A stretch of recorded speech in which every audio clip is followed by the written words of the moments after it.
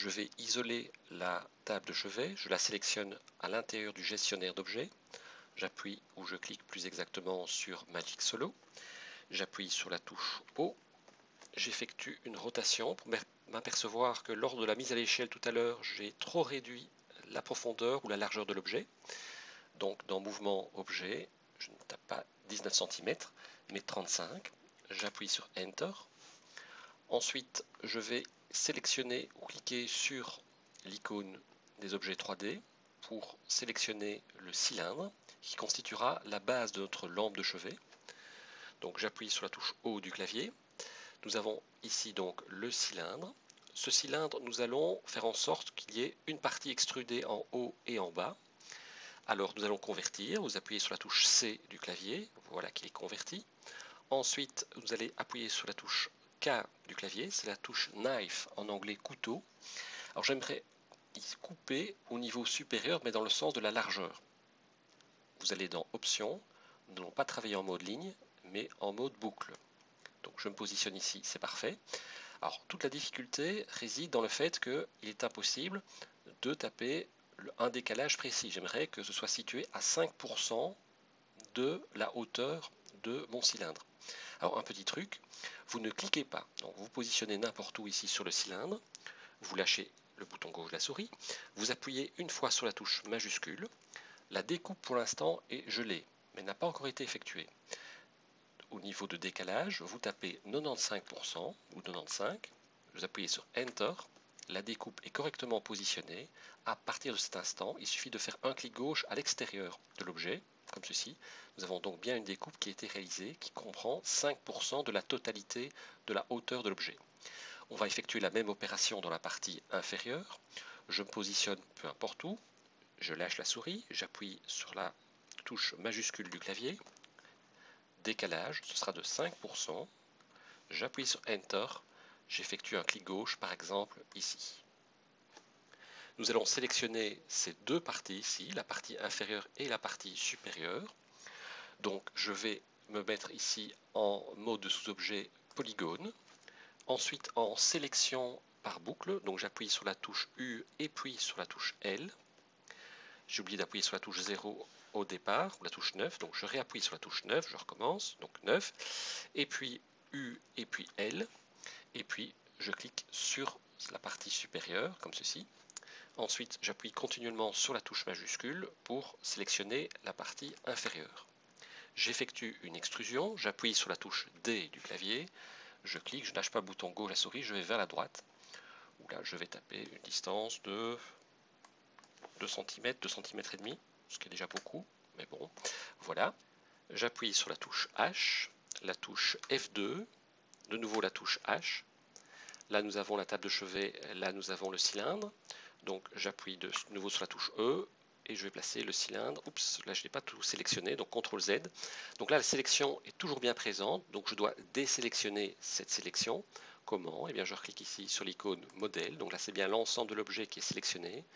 Je clique ici et je vais placer mon cylindre ici. Alors, nous voyons qu'il est beaucoup trop volumineux par rapport à la largeur de la table. Je réappuie sur la touche H. Je diminue assez fortement l'échelle de ce cylindre, donc j'appuie sur la touche T du clavier, comme ceci, autour de 9-10%. J'appuie sur la touche F1, j'appuie sur la touche E, je me positionne ici au-dessus du E.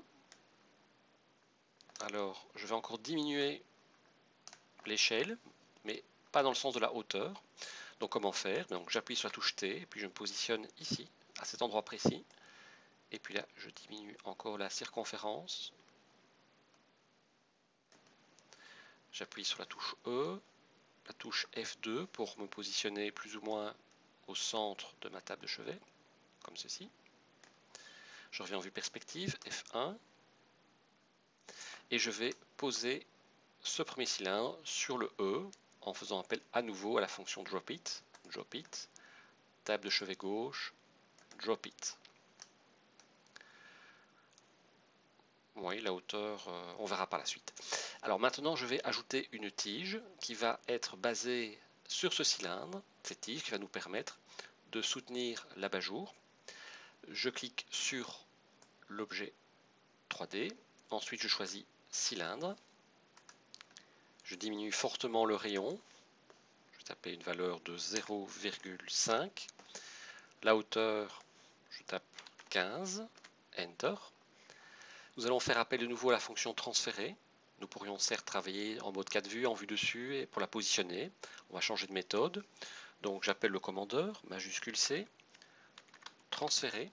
Alors pour éviter de faire chaque fois appel au commandeur pour cette fonction, qui est régulièrement utilisée, ce que vous pouvez faire, vous cliquez, vous ne lâchez pas, et vous la déposez à l'intérieur de la barre d'outils. Je l'ai déjà fait, puisque c'est ici qu'elle se trouve, donc vous pouvez le faire. Quand vous avez relâché, vous quittez le commandeur en appuyant sur la touche Escape, et vous n'oubliez pas évidemment d'enregistrer votre interface. Si vous n'effectuez pas cette opération, la prochaine fois que vous lancez l'interface Ma Chambre, cette icône aura de nouveau disparu.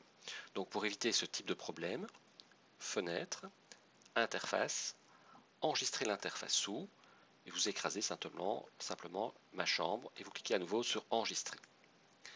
Donc je sélectionne le cylindre 1, je vais d'ailleurs le renommer, je clique 2 fois, tige, et le premier, je clique 2 fois, et je tape base, Enter. Je sélectionne tige, je clique sur transférer, je désigne la base comme étant la partie sur laquelle doit être transférée la tige.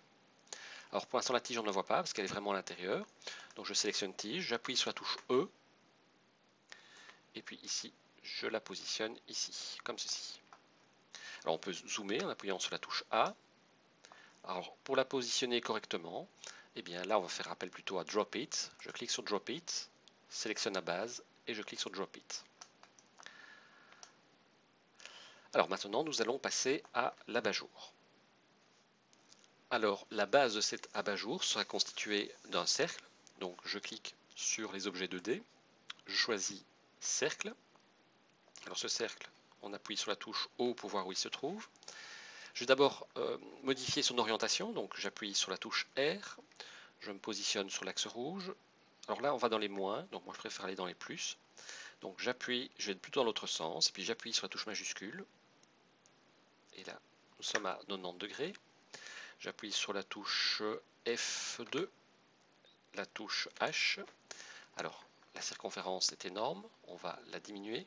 Donc, je clique sur cercle, le rayon plutôt. Donc, je diminue à 50, c'est encore beaucoup trop. Donc là, il faut vraiment faire beaucoup moins. 5. J'appuie sur la touche E et je me positionne au-dessus. J'appuie sur la touche O. Alors, on va se positionner en plein milieu. Donc quelque chose comme ceci. Voilà, donc là on sait de l'axe bleu, on se positionne vraiment en plein milieu comme ceci. Je vais en F1 pour la vue perspective, j'appuie sur la touche E et on positionne ceci bien au-dessus. J'appuie de nouveau sur la touche O. Alors je vais positionner comme ceci et je vais augmenter la base du rayon. Donc je clique sur cercle. Là ce sera beaucoup trop. On va essayer ceci. Commencer. Après, on pourra modifier comme on veut. Donc, je tape ici 10 cm. J'appuie sur la touche F4, E. Donc, F4O, pardon. Donc, je sélectionne à nouveau le cercle. O. Alors, ce cercle doit se situer très légèrement ici, en dessous de la partie supérieure de la tige. On va faire ça comme ceci. Je reviens en vue perspective, F1. Ensuite, je vais ici cliquer pour renommer, je vais taper base de l'abat-jour, Enter. J'effectue un copier-coller, CTRL-C, CTRL-V. Je sélectionne donc ce deuxième cercle, je vais le positionner un peu plus au-dessus. Alors on va voir la hauteur après, si ça convient ou pas. Et là je vais diminuer le rayon de moitié à 5 cm. Donc nous avons donc bien deux cercles de constitués. Ensuite vous appuyez sur la touche CTRL, ou majuscule plutôt, majuscule. Vous sélectionnez le deuxième abat-jour. Donc les deux sont sélectionnés comme ceci. Ensuite, vous appuyez continuellement sur la touche Alt et puis vous cliquez sur cette icône-ci et là, vous relâchez le tout lorsque vous arrivez sur Pau. Alors, à l'intérieur de pot, je vais placer le premier abat-jour, comme ceci, et le deuxième également, comme ceci. Et donc, vous voyez ce que ça donne. Alors, remarquez, ici, vous avez ce qu'on appelle des couvercles, donc il n'y aura pas de couvercle. Donc, on peut déjà enlever en allant dans pot, couvercle, et ici, vous mettez 100. Ou là, on va quand même mettre un petit biseau, je propose, donc biseau. Alors évidemment ici ce sera beaucoup moins important. On va taper une valeur de 0,5, Enter. Et peut-être 2 étapes ou 3 étapes comme ceci. Voilà. Même chose à la base.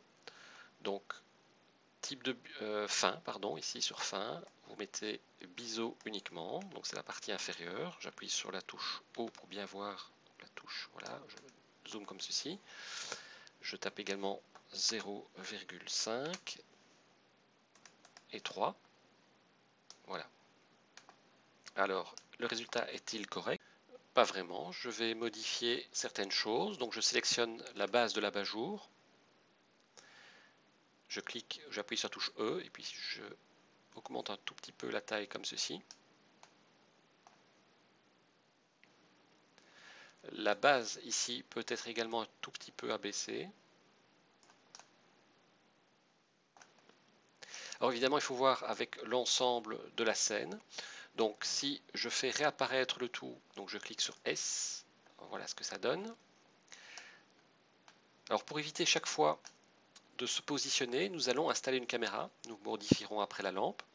Alors vous allez devoir bien vous positionner à l'intérieur de votre pièce, comme ceci par exemple. Alors essayez d'avoir une vue où le plafond soit néanmoins invisible. Donc on va se mettre plus ou moins comme ceci, avec le plafond bien visible. Voilà, quelque chose comme ceci, à vous de voir. Alors nous allons donc insérer la caméra en cliquant sur cette icône, caméra. Alors je clique sur cette icône-ci, caméra objet, pour bien fixer la caméra. Alors faites attention tout de même à la rotation. Ici les arêtes ne sont pas tout à fait droites, ça signifie qu'il y a une légère rotation qui a été opérée sur la caméra, à moins d'effectuer des effets spéciaux, ce n'est vraiment pas nécessaire dans ce cas-ci. Donc tout en bas sur rotation, au niveau de B, vous tapez 0 et puis vous appuyez sur Enter. Et là la caméra est a priori bien positionnée. Là, vous avez la taille, en fait, sur Y, la position. Ça correspond à la position de la personne qui tient la caméra. Donc là, vous tapez par exemple votre taille. J'appuie sur Enter. Et voilà un premier résultat sous nos yeux. Alors, lorsque vous manipulez la caméra, faites attention à l'angle de vision, appelé donc la distance focale. L'œil humain, au niveau de 36 mm, ça me paraît tout à fait correct. Ne pas descendre en dessous de 30 et au-dessus, monter au-dessus de 50. En effet, si je diminue ici fortement comme ceci, l'œil humain n'est absolument pas capable d'avoir une telle vision. Donc on va quand même respecter un certain nombre de choses. Donc ici on peut se remettre en 36. J'appuie sur Enter. Alors faites attention, à partir du moment où vous avez fixé la caméra, il est vraiment préférable de la bloquer, faire en sorte que lorsque vous bougez dans la vue perspective, la vue caméra ne soit pas bougée, sinon ça risquera d'être un peu compliqué par la suite. Donc vous bloquez la caméra en cliquant d'abord ici sur cette petite icône. Voilà. Ensuite, nous allons effectuer un clic droit et on va ici ajouter une propriété protection. De cette manière, la caméra sera totalement protégée et on ne pourra pas la modifier par inadvertance. Alors, je propose d'enregistrer votre travail, fichier, enregistrement incrémental. Je zoome sur la lampe.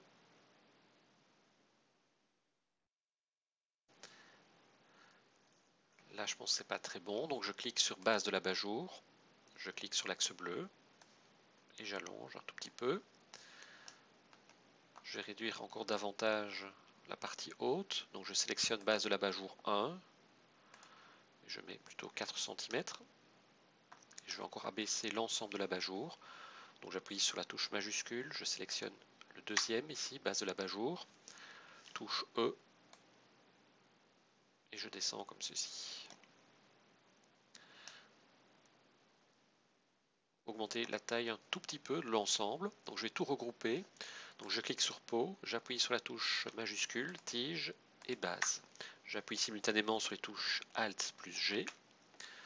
je renomme en abat-jour. Enter. J'appuie sur la touche T. Alors l'axe se trouve ici, mais ce n'est pas très grave. Donc je clique en dehors, par exemple ici. Je monte un tout petit peu la taille comme ceci. Je m'aperçois que le meuble n'est pas du tout bien positionné. Il rentre dans le mur. Donc je sélectionne abat-jour dans le gestionnaire d'objets. J'appuie sur la touche CTRL et je clique sur table de chevet gauche. J'appuie sur la touche E. Je clique sur l'axe rouge et je fais ressortir ceci davantage, comme ceci. Le meuble est un petit peu trop volumineux, mais enfin on verra peut-être à la fin du travail s'il y a lieu de le réduire. Maintenant nous allons nous attaquer à l'autre chevet, celui de droite, qui lui aura la forme d'un S. Donc ce que je fais, je vais ici cliquer dans l'icône forme libre, je choisis texte, et puis là je refais exactement la même opération que j'ai fait précédemment avec le E.